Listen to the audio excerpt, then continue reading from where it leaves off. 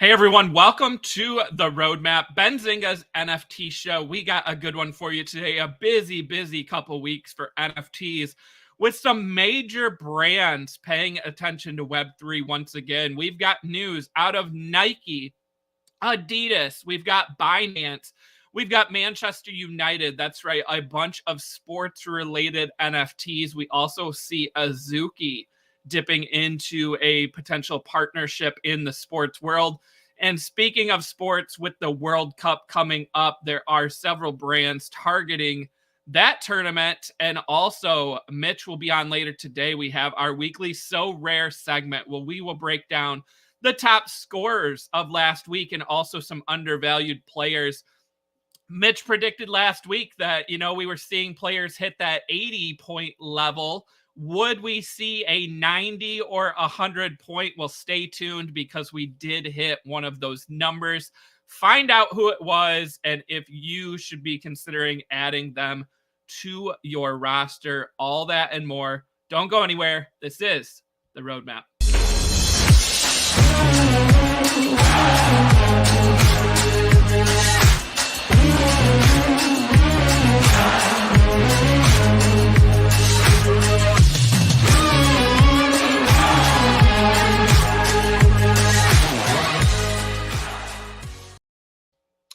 All right, everyone, as I said, this is the Roadmap, Benzinga's NFT show. We got an exciting show, lots of big brands to talk about, and also lots of sports angles in the NFT and Web3 world. And speaking of sports, I want to give a shout out to today's sponsor. Today's episode is sponsored by Sorare. Sorare is a global sports game and entertainment platform that empowers fans to live their passion for sports at a deeper level. You can collect officially licensed digital player cards. They have partnered with Major League Baseball, the National Basketball Association, and hundreds of soccer clubs around the world. They also have a World Cup game coming up this week, heading into the games on Sunday. But sign up now and you can get 20 free Sorare NBA cards just for signing up. Sign up with the link in the description below and also get a free limited card when you purchase 5 on the marketplace. Over 2 million registered users and 300,000 monthly active users on Sorare's platform. And as I said, you will see Mitch and I break down what exactly Sorare NBA is all about later on today's episode. So stay tuned for that. But again, a shout out to Sorare for sponsoring today's episode. And speaking of today's episode, it is now time to bring on my co-host and producer, the one and only Alyssa. What's up? Hello. Here, ready to talk. Never know what to say when you bring me on. No, you did great. Another exciting day. Before we dive into today, a couple follow-ups here. Number one would be, of course, our Future of Crypto event coming up December 7th I have my volume going on my YouTube. December 7th in New York City. Get your tickets today. The link is in the chat. 20% off. Some great guests there. Garga from Bored Apes. We have several Bored Ape holders. We have Kevin O'Leary, Anthony Scaramucci. You can see Alyssa scrolling through the list right there. Luca from Pudgy Penguins. And then if you keep scrolling down, Alyssa, we have a couple additions. There he is.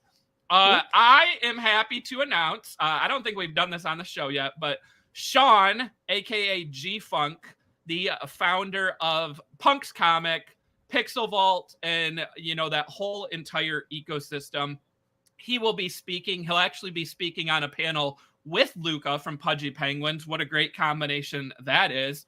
But Alyssa, we had that great Twitter Spaces yesterday with G-Funk and VG Freak and Economist, 3 members of the Pixel Vault team. And I mean, man, they had a ton to talk about. And Alyssa, I know you're a big gamer. Like, isn't it exciting to hear, a project like this that has been, aiming for games all along to really say, hey, we're close to getting to Web3 gaming? Yeah, I'm really excited to see what they got. It's exciting. That's all I'm going to say. I'm also excited because during the space, Sean G Funk mentioned like how he never spoke to Luca before, like in person, right? I'm like excited to see how that's gonna go down since we're on the same panel. Yeah, that's a great point. You know, this NFT community is huge. I mean, if you go to a lot of events, if you're the founders of these projects, you interact, you hear a lot of these people. But yeah, sometimes you never, get to talk to them or, get to share ideas. Like that's how stuff is built in the Web3 space is, common interest. And, who knows, like maybe G-Funk, with his experience and, expertise in the gaming space, maybe he's going to be looked to by some of these other projects, to get a game launched off the ground. But that was a very fun Twitter Spaces, Alyssa. A lot of people there. We had a really good turnout. Of course, you can, go back and listen to the replay on our Twitter. And also Schiller had a great recap up. He streamed our spaces on Twitch and then also had a good recap. And I was like, hey, that was pretty good. Like it was pretty good. He condensed an hour into a couple minutes. So I mean, for those of you with a short attention span, like, yeah, short form content for the win, right? Yeah, exactly. Yeah, or no time. Like you're just so busy. Yeah. I mean, I guess I shouldn't just say short attention span. Yeah. It's it's probably a mix of both, but it is. All right. Well, you know what? I didn't even put in the doc, Alyssa. Speaking of that Twitter space, I want to cover one more thing here because it relates to that space and also to the gaming conversation here. Let's start with this. Sony, the owner of the PlayStation, right? For those of you who don't know, I'm sure a lot of people know this. They filed a couple patents that involve the blockchain and digital assets. Again, this doesn't mean they will do it. It doesn't mean that it's going to be full scale. A lot of the wording tied around like, esports and video clips. So maybe it's more like Top Shot style where it's like, people who are playing competitive gaming, they can make NFTs of their kill shots, their clips, right? So maybe it's not necessarily, your skins yet, but I think it's a start. Alyssa, what's your take on that? Sony, one of the biggest, video game companies, is at least filing trademarks for blockchain and digital assets. I think it was during a space sometime. Someone was mentioning the dog is crying. Yeah, no, I agree. Yeah. She's excited. Anyways, like the bigger companies popping in, someone mentioned this in a space and I agree with them. Like all these gamers are spending so much money on like skins and crap. Like why not turn it into an NFT and making it more useful than just having it on an account, and if your account goes bye-bye, then there goes your crap, if it's an NFT, it'd be great. And I think all these bigger companies could really pop on and capitalize off of that, probably, especially if they like add more benefits for the skin that they buy or they sell via NFT. I don't know. I want to see what Sony does with it. Do we know what they just patented it? Like, yeah, they just filed the patents, and I mean, it probably just means that they're, at least considering it. But I mean, as I said in the spaces yesterday, like Microsoft, right? They own Minecraft now after acquiring, that parent company. Minecraft essentially said, "Hey, we're not going to do NFTs, and stay away from us with your NFTs and your NFT world's metaverse land." So I mean, I feel like it's kind of a change of pace, and Sony at least considering it. But I don't know. I hope that they how they have like their exclusives and their I just hope to not see like just like a quick grab maybe of like posting a collection of like Crash Bandicoot, right? And that's it. And then you have like another one over there with like The Last of Us. Like I want to see something different from that, more interactive and like more utility. Yeah, for sure. I agree. It gets me excited that they're at least considering it. Yes. All right. Well, speaking of other big companies, we didn't get a chance to talk about this on Tuesday's episode, but Nike, one of the biggest apparel companies out there, they announced that they are launching .swoosh, which is a digital community and experience. And I mean, flat out says this is a Web3 enabled platform that champions athletes and serves the future of sport by creating a new inclusive digital community and experience and a home for Nike virtual creations. Has its own domain, welcome.swoosh.nike.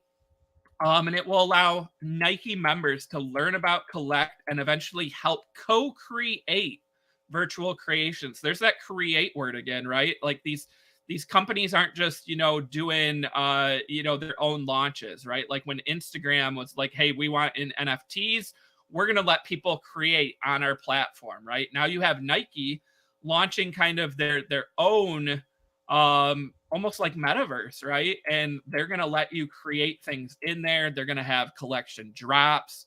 I mean, this is pretty cool, right? And for me, I feel like it's the perfect example of like testing a product before you do it, because one of the things that Nike did was they created Nike Land in Roblox, which was like a land there, and they did like some NBA competitions. LeBron James showed up. They had millions of people, come visit. Well, then Nike was like, wait a sec, like we could do this on our own.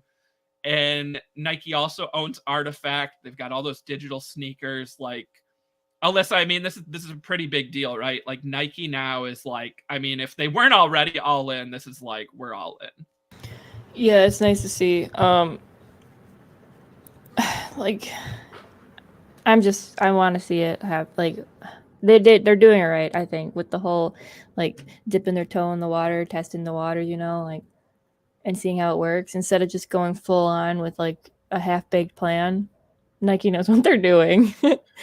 Do you see people using the creation tool, right, to like maybe make their own sneakers for this? Don't people digital ones? Don't people already do on their like they do? Yes, I see it. Yes, and the shoe market is freaking big, and like outside of like digital, you just see a lot of artists buying like the blank shoe and like creating their own little thing, so like if you could do that online and turn it into an NFT, I don't know, I think it's just smart. Yeah, and Alyssa, in that regards, right, like when companies launch products, they do like like focus groups, right, where you put a bunch of people in a room, you play them a commercial or you show them a product and you ask what are their thoughts. Let's say like people are creating these digital sneakers then inside Nike Swoosh. Yeah, I mean, if you're Nike, don't you just say, okay, let's watch and see how well these sell, in these drops, and whichever one sells the best. Yes, maybe we should make a physical shoe. Yes, they already do that without the NFT. So this is just it's better. One more step, right? Yeah. I mean, anticipating demand, like it's then, crazy. Yeah, people can buy it and be like, "Oh, this is also an NFT, guys." Like this person won, or like so I mean, they just essentially like through this platform can hire more artists without actually hiring them, and like allowing them to create their own work, but also potentially like partner with Nike down the road. Like I just think it's a huge deal. As long as they compensate the artist pretty solid. Yeah, and I mean that's the stuff we don't know yet, right? Yeah. Is like, what are the percents, right? If you create a shoe or an item, how much do you get? How much does Nike get? Is Nike going to take a cut right away? Like that's all, I guess stuff to be determined. Yeah. I know there's like a lot of I don't know about controversy, but like stealing artists' designs. Yes. You don't want to see it. Yeah, Nike and other big apparel companies, I mean, yeah, they have, that's a great point. They have had accusations before of stealing stuff. So, this could be a way also in that regard to maybe win back some of these independent creators and artists. So, again, it's another platform out there, another big company, really, trying to, break through in the Web3 space. And not to be outdone, one of Nike's biggest rivals, right, Adidas, they had a couple news items this week. Alyssa, let's start with this one, the Super Bowl, or not the Super Bowl. Yes, the World Cup commercial. So let's play this through. So this is Adidas, their World Cup commercial. Now it goes really fast. There, we'll go back though. But you got some soccer players, right? There's Messi, and all kinds of Adidas apparel. But in a minute, when we go back, actually, there's some pictures in this first mint tweet that shows. And I think I even said this on Tuesday, that there is, oh, you're just going to do it. There it is. Yeah. There is a Bored Ape in this commercial. That is Indigo. It is the Bored Ape that Adidas bought. They own it. He is on a box of cereals. Indigoals is the name of it, of course, for anyone who's ever watched the soccer match and, the person says goal and they do the O as long as they can. But yeah, so a Bored Ape in the commercial. I mean, Alyssa, like earlier this year, we were talking about the Super Bowl and how big of a deal that was, how there was like a Bored Ape, in the eToro commercial. There was a couple halftime performers that had Bored Apes.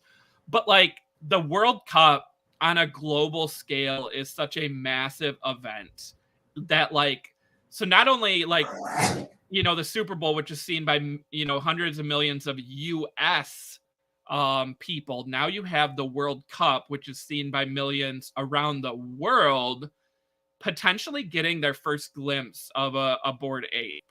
I assume a lot of people know it, but like you got people watching soccer that maybe have never heard of NFTs, and now they see this cereal box. So like, what's your take on having this Bored Ape in this commercial? I mean, not a big part of the commercial, but just like enough there to maybe ask the question of what is that? True. Yeah. Like, what is that? It is putting it in front of a bunch of eyes. Like, I know Bored Ape is up there, a lot of people know it, but like there's still probably a lot of people who don't know it, or at least maybe they don't know that Adidas is associated with them at all. Yeah. They don't. I know a lot of people probably don't spend their life on Twitter or watching the news like us. Or watching our show. Yeah, they don't know. So this could be like the first time they've ever seen like Adidas has a ape, or they see that and then they type in Google like Adidas Bored Ape, and then they just go down the rabbit hole. Maybe. Sure. Also, of note, I don't think I put this in the doc anywhere. I forgot. There are a couple soccer players, Neymar of Brazil and Memphis Depay of the Netherlands, who both own Bored Apes. I think there's a couple others, but those are the two big ones that jump out in my memory. So there's the potential that, maybe, they're wearing Bored Ape merch, right? When they arrive to the stadium for their soccer match or the post game, right? Or maybe they, have a, some sort of logo with it. Or when they're tweeting, hey, great win over, such and such team, and an ape is their profile picture. Again, it's that brand recognition that like you guys aren't, paying for this. It's just happening because it's like such a big deal. So I just think the World Cup is another event that can kind of, maybe bring some positivity back into, Bored Apes and NFTs, because it starts asking that question of, what is that? Hey, my favorite soccer player has this NFT. What is it? It's just pretty cool to see it on that global scale. And Alyssa, that wasn't the only news out of Adidas, right? Dropping this commercial. They also have this Twitter thread here that shows off some new merch. So Adidas previously dropped some merch where they partnered with Yuga Labs and Bored Ape. And now look at this video. Okay, so this is virtual gear.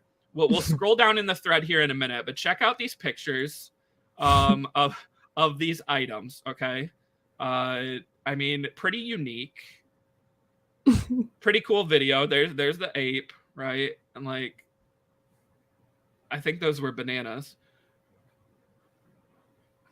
So again, I mean, a little out there, a little different. But I feel like that's kind of cool. Okay, now here's the last one. Okay, so all right, I don't know if we want to do. Okay, let's just stay on that one. Yep. Okay, so last night, the co-founders of Yuga Labs did a Twitter Spaces with actually with Miami Ape Laura, right, who we talked to a couple weeks ago. Hey. She's going to be at Future of Crypto. So shout out to Laura for getting that interview.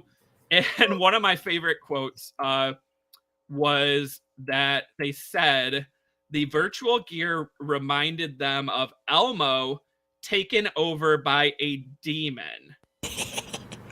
I cannot get that thought out of my head now after that, because when you look at that picture, Alyssa, like, it makes me laugh. It's Elmo taken over by a demon. You're right. And just for that alone, like, I love out of this world wacky things anyways, but like I would wear that for the meme. I would want it. I want it. That's a great point, Alyssa, is that like maybe that was going to be the one that people wanted the least, and now the fact that Gordon like said that, I feel like that's the one that now everyone wants, right? Yeah. Like, because he literally like called it out. And also, like, it's kind of hard to tell they're in the picture, but it is that DMT fur trait for Bored Apes that's with the eyeballs that's symbolized on this. So like, again, anyone who loves Bored Ape, that trait, and like that's not a trait that's going to be on a ton of merch, but you have it here with Adidas. So a very interesting collection. And yeah, I mean, Elmo taken over by a demon. I love it. I love it. Can't stop thinking about that. But if you go back to that thread, right, so it kind of breaks down the launch here, right? So this is an eclectic mix of impossible silhouettes tying together past and future. They call it their first NFT collection of wearables, virtual gear, and this strengthens their Web3 community-based, member-first, open metaverse pledge. Again, lots of words there, right? Community, metaverse, Adidas, again, one of the bigger companies really going in. It includes 8 silhouettes within 16 variations with certain rarities that will be chosen by the community. So again, an opportunity for the community, to interact. But this is one of those things where, like, again, Adidas partnering with Yuga, just more brand recognition and more use case and rewards for people who own Yuga assets, right? Like, if you don't own a Bored Ape, you can't just get this right away, right? I think you have to have one. So I don't know. There's not like a price or anything, right? Or any details for buy an OpenSea. Let's see. Are there some already? Come on. Oh, there is some there. Oh, where is it? It's probably super expensive. Probably is there a way to sort? There's got to be a way to sort. Yeah, I like the balloon looking. The balloon. I mean, yeah, that's the thing. Like, these are all pretty unique. Collection? No, not collections. Category. Crap, I don't know. I don't know. We'll come back to it. We'll look at it later, or next week. But yeah, again, Adidas, just really going kind of all in, right? And another great use case for Yuga here. Alyssa, next up we have what's on here? Cristiano Ronaldo, who is going to be featured in the World Cup once again, playing for Portugal. He is launching an NFT collection with Binance tomorrow. So earlier this year, he signed a multi-year partnership with Binance. I believe we talked about that on the show when it happened. But this is going to be the first NFT collection drop. 7 animated statues, 4 rarity levels. normal, rare, super rare, and super, super rare. I'm not making that up. I wish I was, guys. And then let's see. So there is a total of, I think there's 10,000, but I can't remember now. But some of the different rarities come with a personal message from Ronaldo, autograph merch, mystery boxes, guaranteed access for future drops, entry into giveaways. Also, none of these prices are in USD, so I don't, or wait, it's Binance USD. So I think they're starting at 77 dollars, and then some of the highest valued ones start at $10,000, and it looks like are going to be auctioned. I mean, what do you think of this, Alyssa? Like, we've had a lot of like back and forth on these athlete collections, right? Like, is it a cash grab? Is it actually trying to connect with fans? And now you have Binance, which Binance obviously in the news recently for the FTX stuff. But Ronaldo is one of the biggest athletes in the world. He's actually the most followed person on Instagram in the world, like ahead of the Kardashians, the Jenners. Elon Musk isn't on Instagram, but if he was, but yeah, Ronaldo is the most followed person on Instagram. And again, timing, right? World Cup games start on Sunday, and this NFT drop happens tomorrow. What do you think of this? I'm on the side of like the whole cash grab thing, but I don't know. I know we've gone over headlines of a bunch of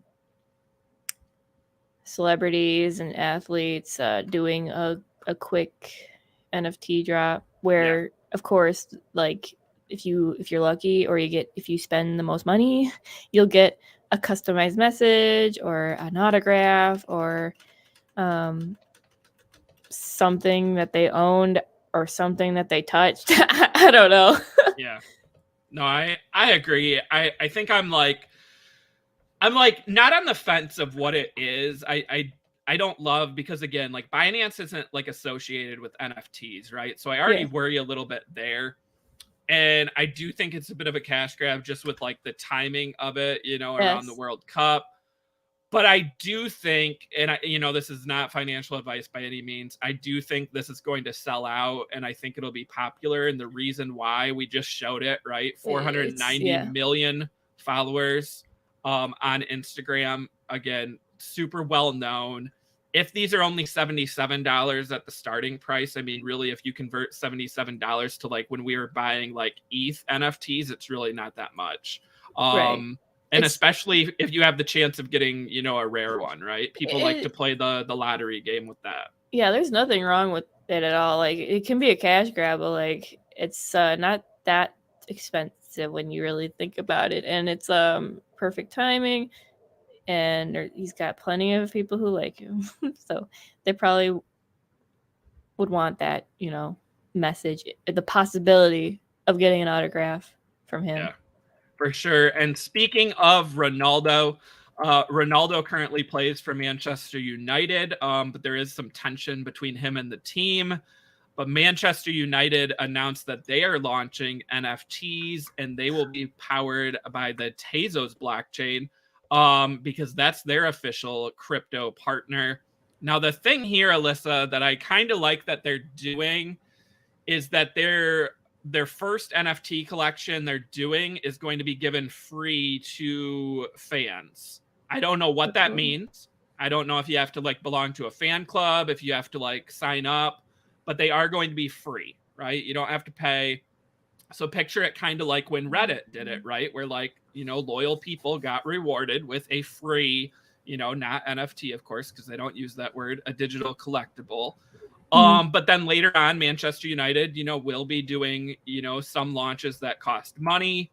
Again, the Tezos blockchain isn't exactly, one of the more popular ones for NFTs. But again, price point, right? The ones that are sold later will be for $35 equivalent in US, and also 20% of proceeds will be donated to the Manchester United Foundation. So there is that little bit of, charitable contribution. I mean, Manchester United, again, they're one of the most followed soccer teams in the world. So they have a fan base. So again, I think there will be demand. But the question is the utility and the long-term use case. So Alyssa, what do you think of them though doing the first drop or collection for free for fans? Is that the right move? Yeah. I mean, it's like maybe they're going at it in the like a merch, like in a way merch, it's like giving away free t-shirts maybe. I don't know. The first round giving it away, yeah. And then it says what, 30 pounds, $35. Yep, $35 US. That's not that much. That's not that bad. And they're gonna donate 20% of that. Yep. Okay. Yeah, that's pretty solid. I'm still gonna say it's probably like treating it like merch in a way. Obviously it's not, but it's an NFT. You collect it. So it kind of is like it, right? Yeah. Right? Am I right? You're right. I think you're right at least. All right. Well, I know we're starting to get out of time here. Before we get into all the still rare talk, but Alyssa, project we talk about a lot. Yes. Azuki, right? Yeah. Which is actually a project that's held up well in this bear market, and you actually saw this and pointed it out to me that Azuki. It looks like in the sports world, Red Bull Racing had this sweet little trailer, and I mean, flat out, says right in there, Azuki. You can see the Azuki number up there. Yep. And this looks to be, a use case for Azukis, and as Azuki getting maybe more involved here in the world of sports. Red Bull Racing, 4 million followers on Twitter. Very popular Formula One brand. Oh, this is a big deal. Oh, also, you know what? I just saw, if you go to the pictures on, there we go. Is this one an exclusive? No, so on their Twitter, Oracle Red Bull Racing, if you look at their pictures, it looks like I see an Azuki on a car. Really? Yeah. Ooh, not that one, right? Hold on, I'm just gonna go to media. If you go to media, because it's like off to the side.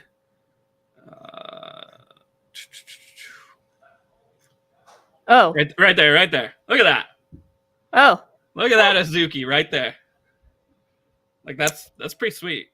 That is sweet. Like remember, like I mean, maybe you don't remember this, but like last year, I remember writing about like Dogecoin, Shiba going to be on NASCAR car, whatever for I remember driver, that. right? Yeah. Now we got NFTs again, like starting to get on cars, get on jerseys, right? Like we have a soccer team over in England with the chromey squiggle as their jersey, right? Like that's where we are now with sports, like, and that's why we're talking about sports is all these different brands, but like.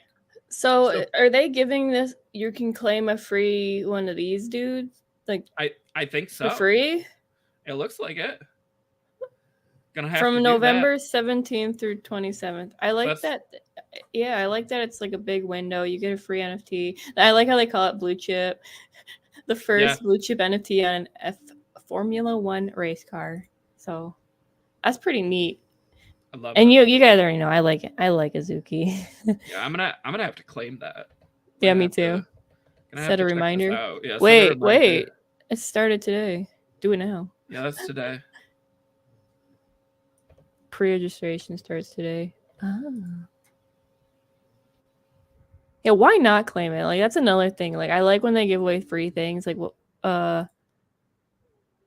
Manchester giving away a free one. Like it's just I don't know. I like when things are given for free. Just collecting thing. Who doesn't want to collect?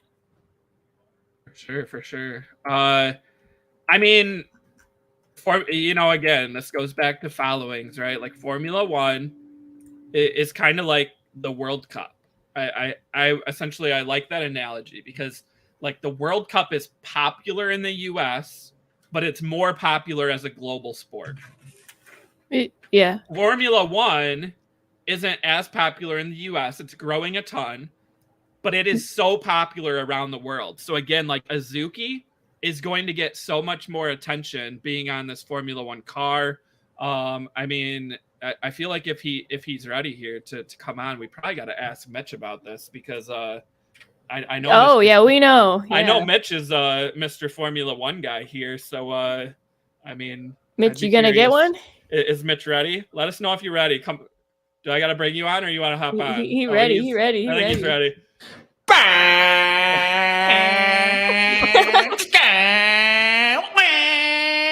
Let's go! I'm ready. Mitch, the first blue chip NFT on a Formula One car, Azuki. How about this? I love it. Love it. Pull Smart that car. move there. Pull the car back up, Alyssa. If you go down. There it right is. There. Look at that. Look at that Azuki with the lightning eyes on the Formula One car. It. So this is Red Bull Racing. I mean, one of the biggest teams out there. This is pretty sweet. And I think who missed out on this. Red Bull took this, but tell me this wouldn't have made more brand sense for Honda. Yeah, Honda left Formula One, and that's what happened here. And I think that they used to be teamed up with Red Bull. I think they would have jumped all over this, but definitely on the cars. Things like this is what you want to be seeing, right? This is what's going to keep the projects alive, especially during a downturn. And especially when you get that upturn, that's where you're going to be looking for some more partnerships like this, right? Keep looking for more and more of those partnerships opening up in the next couple of years. But this is not a bad one there. Definitely going to go ahead and bring Azuki. And Azuki has been struggling, right? As of late, I feel like it was such a great release, but yeah, it was really popular at first. It's kind of held up, but they haven't had a ton of news, right? Like that's the biggest thing is like during the bear market, like everyone's just quiet behind the scenes, building. But like all of a sudden now we got, this Formula One, like that is a huge deal. And I mean, Mitch, would you agree with what I said, right? Like kind of like the World Cup, where it's like not necessarily the most popular sport in the US, but like on a global scale, like the World Cup and Formula One are just massive for other countries. Yeah, and I mean, that's what you want. You want global exposure, right? Not just regional exposure. Regional exposure sounds great, but I mean, I want something that's going to be kind of global. I think that that's exactly what they went after there. They could have easily put it on maybe, I don't know, a basketball arena or something like that. Yeah. But that would have been in one arena, right? Versus putting it on a car that's going to be going in different tracks around different places in the globe. Yeah, and now ESPN, right, is broadcasting, Formula One. You're going to see this car on ESPN. Yeah. Like, it's just, again, like, it's that guaranteed exposure. So, all right, well, we have Mitch on, of course, because it's time to talk about Sorare NBA, right? These digital cards, NFTs, this fantasy element, right? So, Mitch, I love doing this segment. Alyssa, you're welcome to stick around. We'll probably move you to the background for the everyone say bye, Alyssa. Bye. All right, well, Mitch, let's break down here what I want to talk about first, right? So these were the matchups last week, games that were Friday through Sunday. Now let me go ahead and show these were my two teams, Mitch. My champion team. It didn't do so well, right? 4,747th because Nurkic got hurt. He didn't play. Ooh. And that's my star player, right? Like that's the guy I paid a decent amount for. And anytime you get that DNP, like that just, it hurts so bad. And then in my contenders, same thing. Shamet didn't play. And Niang, my newest pickup, only got 15.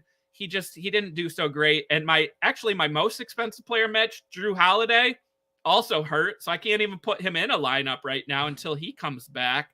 So I struggled a little bit. So that was how my teams did. I'll tell you what, you had a common theme that I struggled with. Let's talk about that. And it's a common theme that I think is going to be our lesson to learn this week. So if you want a lesson to learn in Sorare, make sure your guys are probably playing, because when they don't play, it definitely can ruin your outlook. I was looking really, really good in this commons champion, and then Hero didn't play. I Ugh. could have got really close to the top. I had 216. A 40 point would have put me really close to the top. Yeah, And over so 200. That's yeah, really I good. mean, I had Donick, I had Curry, Horford, Denman's been giving me big return. This is a sneaky pick here. The lower Denman, cost, right? Yeah, well, one thing about Denman is he was an 8, now is a 10, but of course, injuries to Bam has brought in his game up, and you can see it. He's scoring 26. You know, it's a good move there. And Fox was the one that I recently got that did good in the common contender. Fox is definitely a good card, definitely to have. Claxon, we've talked about that many times. But Smith ruined this one, had a chance to really start getting into the points. And then Vujic with a 12. That's not going to do it for us. So definitely Vujic has been dropping his game there a little bit. We might actually start looking to trade some. So what I'm going to be starting to do is do a little bit more of offering. And that's a new feature that's been going out. And guess what? Let's do a little daily drop action. Daily drop. Oh, it's in 1 minute 53. I'll be ready there. Yeah, we'll do it in a little bit then. We got to wait for that countdown.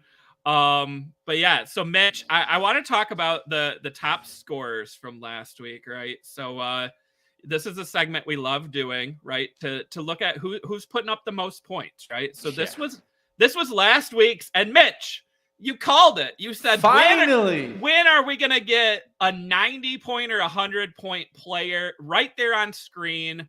Joel Embiid, 100 points. That is a crazy number in this game. And not only did he hit that, but Luka had 81. Those are two of the biggest scores we've seen since So Rare went live. Like, that is huge. And as you see, when I break down the top lineups, you're going to see a common theme there. Garland third, Jason Tatum fourth, Donovan Mitchell, Sabonis, and Fox. But let's kind of break down this, right? So Embiid, not only did he have 100, but the game before that, he had 69. Like, that's not a horrible score either. But again, you get the best score of the games that week. But I mean, massive points. You know, this guy is just 100 points with 5 turnovers. Yeah. He had 110 points. Really, they just took some of that down. And, you know, I mean, there's not many times I think we're going to see someone score 59 points in a game too. That's pretty high up there. And one thing I think about Joel Embiid that I think is an important factor, and I was thinking about it also about if I should get his card or not. He usually does better in kind of like once the season really starts. At the beginning of seasons, usually he struggles. But once he gets his game going and he gets, I think it's his conditioning, really. That's what it is. About, you know, a couple of weeks, couple of months into the season, he usually takes off. So he could be taking off here. And you think he's a 39 EXP?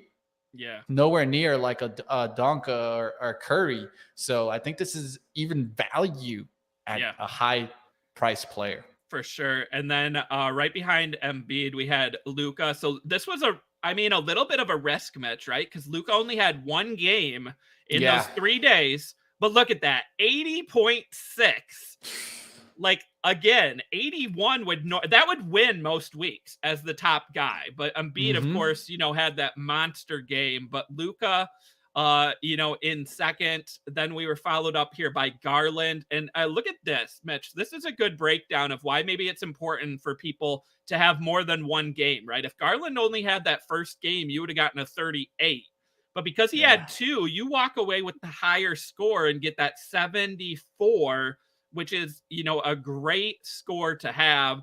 And in a lot of cases, Garland's not going to be your MVP either. Like, he's not as high of a cost as an Embiid or a Luka. So another one to roster in there.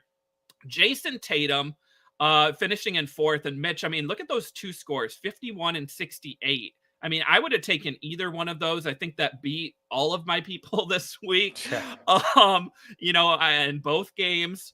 And then followed by Donovan Mitchell, again, a guy who only played one time, but he got that 62. He's been pretty consistent this season. What were we going to say, Mitch? About Donovan Mitchell? He's definitely one of the ones that I think are some of the top to look for. I mean, and another thing that you're mentioning there, you just mentioned 2 people on the Cavs, right? I mean, that just goes to show you that if you're finding the teams that are scoring And the teams that are led by maybe a 2-man or 3-man type of teams, those are the ones you want to be looking for. They have consistency here. And, Mitchell or Garland doing really well as of late. Definitely. And then followed by Sabonis. He's had a couple good weeks. I actually got his common, I think as my daily free one, or it was in a swap I did. So I've been rostering him now, Mitch. I really like, he's a double machine most of the time. He's getting a lot of playing time. I feel like he's come on strong recently. And then you have Fox, right? And again, look at, the difference of the two scores, 61 and 47. Another great showing, and I would have taken either of those scores.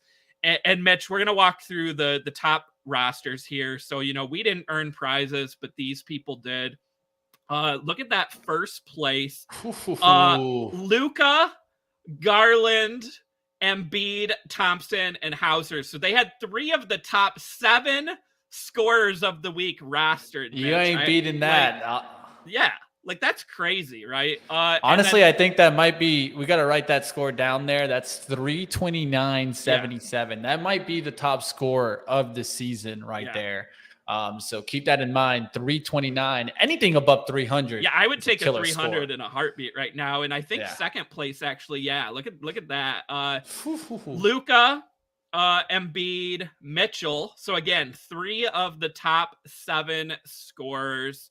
And a common theme, right, with having Luka and Embiid. And of course, the person in third place had Embiid. They did not have Luka. So a little bit difference there. And then that was the contenders. If we go down to the champions, first place again, had Embiid.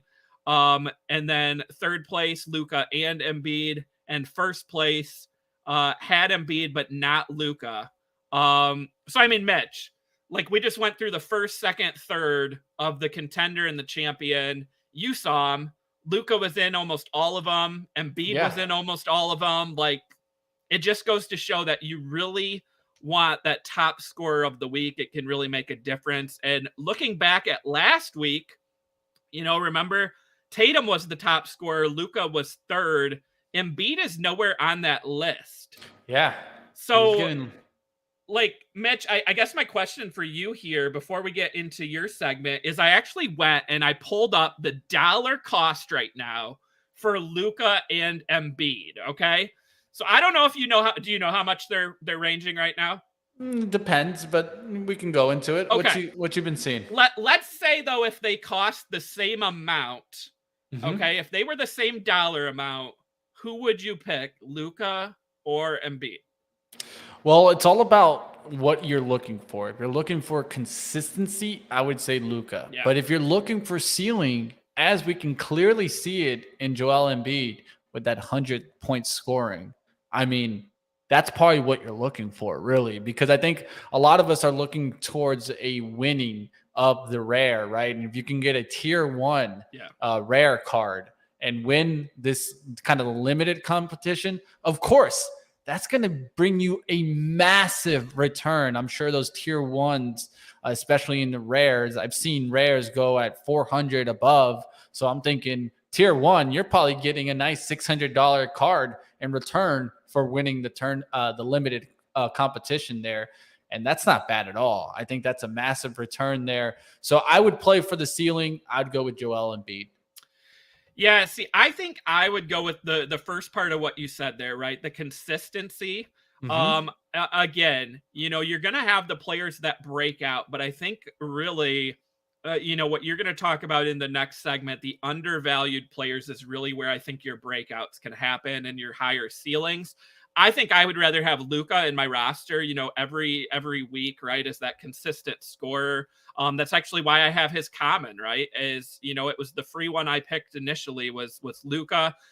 But then we look at prices, Mitch, and that's where it changes the conversation, because if we look at Luka, the cheapest limited right now on the marketplace, so not the auctions, but the marketplace, $370, let's call it $9. Okay. That's a lot of money to spend on a limited, right? We did our rosters with $250. Now, If Luka costs 379, what do you think Embiid cost, Mitch? I mean, you might kind of know this or have a ballpark, but I would say lower. Lower, actually, probably than Luka. 175, Mitch. You see big difference there, right? $200 difference. And bigger ceiling. And bigger ceiling. Like, this is where now we go back to that, Mitch. So, I mean, you already picked Embiid, but now if you had to pick Embiid or Luka based on dollar, you're sticking with Embiid, right? Embiid, and that's one thing that I realized more along is that one thing you want to be, of course, having some consistency. But really, I mean, it's about what you're doing this for. If you're doing it for the win, then I say you go for the ceiling, just like I would do it in any fantasy sport, right? Sometimes you need some ceiling if you want to win. So I say Joel Embiid, but that's how it goes. Yeah, I mean, same thing. If they were the same dollar amount, I think I'd still go with Luka for the consistency. But I mean, if you're looking and you got to pay for him, which you do if you're getting the limiteds, I think the obvious choice here is Embiid. I mean, $200 you could take then. I mean, there's not a ton of players that you couldn't buy with $200. So like if you have Embiid, I mean, you can't buy Luka, you can't buy Curry with that $200, but you can buy, Giannis, Kat, Mitchell. Like, you can stack your roster. Like, there's a lot to do with $200. So I would take Embiid all day long there. Now, like always, you're going to need a ceiling player, but you also might need one other thing, right? And you're going to need probably an undervalued player, right? I think that's a big, important part of this competition. And like always, guys, you guys can join in on the So Rare competition. You guys don't even need to be paying up just to join in. Get your 20 common cards, and you'll get more than that, right? Now with the free daily drop, you'll be able to keep continuing to build up your lineups and put out a pretty decent lineup. I got LaMelo Ball recently. Not a bad little pickup there from the common free pickups. So let's get into our undervalued players of the week. This is going to be a little segment that I'm going to try to bring to us consistently. Let's take a look at my first time talking about the top 3 undervalued players of the week. Rare NBA's top 3 undervalued players this week. Let's get right to it. Number 3, Jonathan Kuminga, forward from Golden State Warriors. Kuminga's been a spectacular find the last week with a 2 EXP, giving you a 30-point return, now 6 EXP, and a 23-point return. Can't get wrong with that. That's what we call undervalued. Number 2, forward from Trailblazers, Jeremy Grant. Grant at 33X needs to return a high score if he's going to be considered an undervalued player. And he did just that. His last 3 games scoring 58, 54, and 45. Can't get better than that. Grant killing it lately for the Trailblazers.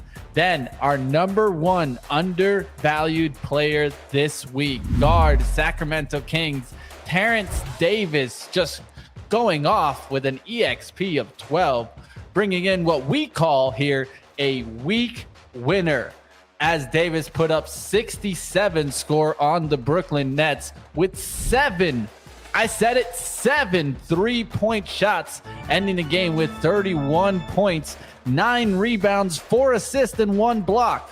Like always, when you're looking for undervalued players, you got to look for players that have the high ceiling. And like always, you guys can join in on the So Rare competition. All you got to do is hit the link down below and get your free cards. Yes, I said it, free common cards. Join the show today, have some fun, and play some NBA fantasy game with none other than So Rare. Yeah, let's go. We'll see what happens with those underrated players, and definitely we'll take a look at how they did. And like always, one thing that I called out, you're going to need one of those, the week winners, I will call it. And definitely, if you can get a cheap player, have some really good high ceiling players, some high cost players, of course, on that squad, and then mix in a really low player, maybe a 12 and what I've found the sweet spot is like lower than 12 really, because that gives you a lot of EXP on the other players. Then if you can get a return over 20 or 30 for those types of players, that's how you find yourself a league winner. Especially, we're going to have to see what happens in this week. Who will be the limited winner for next week? We'll have to wait and see till next week. And of course, we'll be making our rosters to see if Chris and I can get into the actual rewards, right? I mean, that's what we're trying to do here. We're battling. It ain't that easy, right? Mitch, I right now am going to win a common tier 1, right? Because my common champion is doing so good, or the contender is doing so good, but the champion one's not, and my limited roster is also not doing as well. I do have a couple guys playing tonight. I have an outside shot, but a little disappointed this week. And again, that injury to Drew Holiday, I might have to go back to the drawing board and look for some other players. So but I love that undervalued segment. The one for me this week that is paying off right now is Delano Banton of the Raptors. I think he has a cost of 9. He had 54 points playing against the Pistons, nice. 54 fantasy points against the Pistons. And I actually rostered him. I don't think I had rostered him before, Mitch, but I had him in. I think literally just to fit in the cap, right? Yeah. And it worked. It worked. That's how it is. You have to look for one of those. Like one that I had this week that wasn't that bad is Cornette. He's a 12, got a 39. Those are the type of things that are really going to get you up there. Even like, let's say like Denman's 23, that's 13 over. That's nice. But that's not like a weak winner. Like if you get a 39 from a 12, that's going to truly get you over the edge. And watch out for those NGs, those no games played, because they can definitely ruin your lineup. But that's probably going to do it for us this week, Chris. We're going to have to see if we can, get into it. We're going to have to battle here. If anything, I think Chris and I are going to have to maybe do a little trading between ourselves. Yeah, we might have to make a super squad next week. Yeah, make a super Benzinga squad. Also, Mitch, we don't have time to get into it today, but a reminder that Sorare is launching a World Cup challenge, right? Games start on Sunday, so you have a couple days. Sign up for Sorare, and you actually get to make a World Cup team for free. Similar to this, right? You have to fit into the cap, but you can pick players from all those different teams, compete in the contest, and you can win a ton of different prizes, possibly some soccer jerseys. I know Mitch loves jerseys. Don't miss out. We got it. I'm already on top of it, Chris. I started playing around earlier, and I couldn't get a team under the cap, Mitch. So I was like, look at my squad. Look at my squad here. Not too bad. Yeah, not too bad. The key there is also value players. You got to draft good. So go ahead and draft your Global Cup players November 20th to November 24th. We'll see what happens in the World Cup. I'm super excited. Big Germany fan. But we got the Netherlands here with Chris Katje. We're gonna keep watching to see what happens. Netherlands, or at least Dutchland, right? Dutchland all the way, right? Yeah, we got Netherlands. We also have US competing, and they were not in the last World Cup. So I'm curious. I was looking at Pulisic on my roster. I think he's gonna get a decent amount of goals, but the big question is how far can the US go? But yeah, I mean, it's really fun to make these rosters. So looking forward to it. But yeah, that's going to do it, Mitch. Always a pleasure to have you on the show. Let me go ahead and bring back on Alyssa chilling in the background. Alyssa, what's up? Hello. Great segment. I wanted to, I have a little bit of a breaking news. Let's see it. Kind of. This goes well with what we were talking about earlier with the Adidas cereal box, the fake Adidas cereal box. Yeah. Watch this. Look at this. Who's that? That's Tony. That's Tony the Tiger. All right, let's press play. Let's see what we see here. Do you see that? Oh man. Do you see that? Arf, huh? That's a seal right there. Why do I feel like I saw a penguin on a cereal box too yesterday? Now that I think about it. Did we? Oh, I didn't see that, but this is new. Who was it that shared that? Yeah, but I think that might be the same company. Like Anonymous, someone partnered with Kellogg's, right? Yeah. or yeah, Anonymous brand, whatever. That, yeah, I don't know. This is very timely. You got the fake Adidas one. No, this is real. This is crazy. Real. Like this just makes so much sense. Like, start getting these characters out in the world, consumer products. Like, yeah.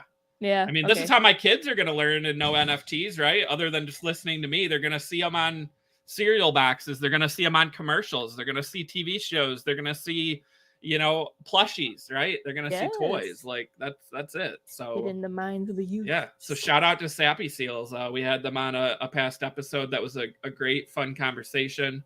So yeah, arf on the cereal box. Great find, Alyssa. It is. And yeah, hit that So Rare link. I'm going back to So Rare. Hit the link.